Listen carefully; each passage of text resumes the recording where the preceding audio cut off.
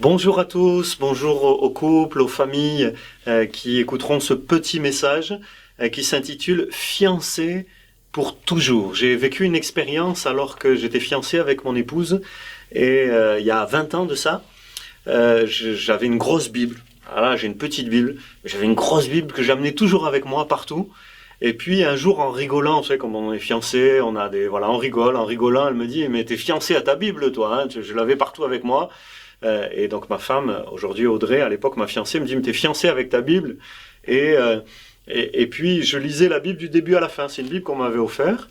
Et voilà, je la lis du début à la fin. Et puis, c'est extraordinaire, mais le jour de notre mariage, le matin du mariage, j'ai justement fini de lire cette Bible.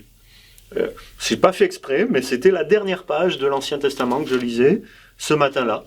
Et j'ai eu cette idée le matin du mariage, on pense à son mariage, et je me suis dit, tiens, je vais faire un paquet cadeau, et je vais lui donner ma Bible, en marquant sur ma Bible, ma fiancée, c'est toi. Et puis j'ai cherché, il me semblait qu'il y avait un texte comme ça dans la Bible, dans le livre d'Osée, et j'ai retrouvé ce texte, et je vais vous le lire. Et j'ai écrit ce texte sur cette Bible que je lui ai offert ce jour-là, le jour de notre mariage. Ce texte qui dit dans Osée chapitre 2 verset 21, « Je te fiancerai à moi pour toujours, je te fiancerai à moi avec justice et droit, loyauté et compassion, je te fiancerai à moi avec fidélité et tu reconnaîtras l'Éternel. » Et donc j'ai écrit ce texte et le soir je lui ai offert cette Bible avec ce texte. Et puis chose extraordinaire, ce jour-là il y avait des gens qui nous ont donné des enveloppes et dans une des enveloppes il y avait la pensée du jour-là.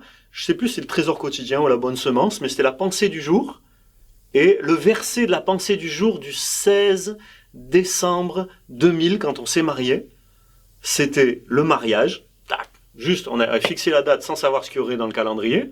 Mais le thème de ce jour-là, c'était le mariage, et le verset de référence, c'était Osée 2,21, « Je te fiancerai à moi pour toujours ». Et donc quand on a lu ça, et moi je savais ce que j'avais écrit dans ma Bible, je lui ai donné la Bible, on s'est dit, mais mince, c'est un verset clé pour notre vie, pour notre couple, et j'ai souvent réfléchi depuis à ce verset que je vous partage aujourd'hui.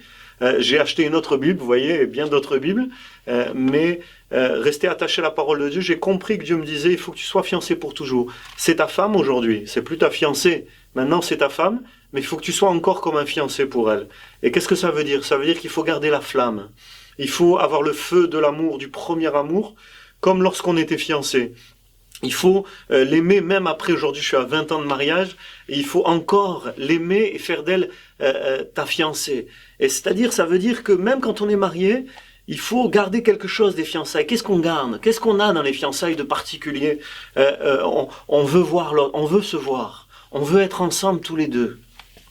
On veut se voir, on veut être ensemble tous les deux, on veut se parler, on veut tout se dire. On se veut mutuellement, on se désire physiquement, être ensemble sexuellement, on se désire, on attend ça pour le mariage, mais on a ce désir. Et je me dis au fond, peut-être c'est aussi une clé du mariage, la réussite du mariage, c'est ce désir d'être ensemble, cette envie de se parler, cette envie de tout se dire, cette envie de se prendre dans la main, de se prendre dans les bras, la flamme. Et à tous les couples, j'aimerais dire ici, garder la flamme, c'est pas si facile que ça. Pour tous ceux qui ont eu une cheminée ou fait un feu dans votre vie, vous savez très bien que ça peut flamber, mais une fois que ça a flambé, il faut remettre du bois pour que ça flambe à nouveau. Et c'est pas si simple que ça d'entretenir le feu dans le mariage. Il faut toujours être derrière. Quelquefois, il faut programmer. Moi, j'aimerais vous dire, après 20 ans, que plusieurs fois, on a pris des rendez-vous, ma femme et moi, alors qu'on vit ensemble, parce qu'on a 3 enfants, parce que la vie est hyper chargée, on prend des rendez-vous régulièrement, on dit, voilà, tel soir, tel matin, tel après-midi, on se voit, on va faire une promenade, on va faire les courses ensemble, on prend un temps ensemble pour se parler, pour ouvrir notre cœur, pour se prendre dans les bras, pour juste être seul en tête à tête, à deux. Et en fait, ça prend de l'organisation pour des jeunes mariés, de l'organisation où on va confier nos enfants à des gens. Ça prend de l'organisation, de la programmation pour avoir des temps seul à seul, en tête à tête, pour que la flamme soit entretenue. Le temps peut user le couple. les soucis de la vie, les tracas du travail, les contrariétés, les disputes conjugales et toutes sortes de choses peuvent éteindre la flamme.